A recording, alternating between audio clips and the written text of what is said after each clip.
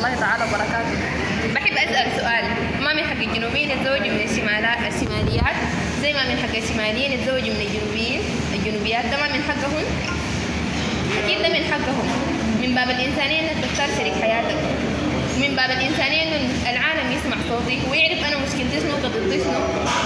أنا شايفة ده من حقي على العالم، من حقي على المجتمع الإنساني بكافة فئاته.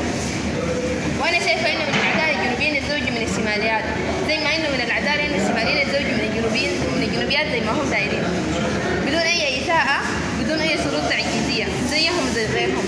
لأن الجنوبيين في 9 قبائل جنوبية بتحق لها الجنسية الشمالية، طالما هي بتحق لها الجنسية الشمالية والسودانية معناه بيحق لهم الزواج من الشماليات زي ما بيحق لهم الجنسية في بلدهم. أحب أسأل إذا الجنوبيين هم بيقبلوا الظلم لي ولبناتهم ولأولادهم، أحب أسمع الكلام ده منهم هم مباشر إذا هم بيقبلوا. وأنا للمرة الثانية بناشد الشعب الجنوبي، بتمنى منهم إنهم يضموا صوتهم لصوتي، وأنا في خطر، وبتمنى من الشارع الجنوبي الحماية. بتمنى إنهم يقفوا معي لأنه ده مش حقي أنا براي، ده حقهم هم كمان.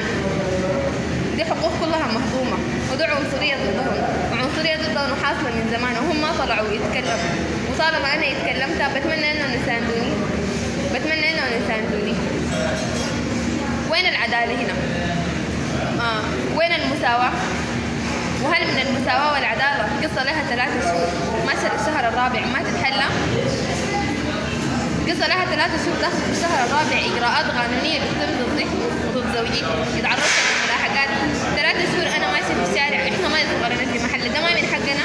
للبس أنا نزلت لايفات ليه؟ أفتكر إنه ده من حقي وده اختياري، كأنه أنا إنسانة راجلة.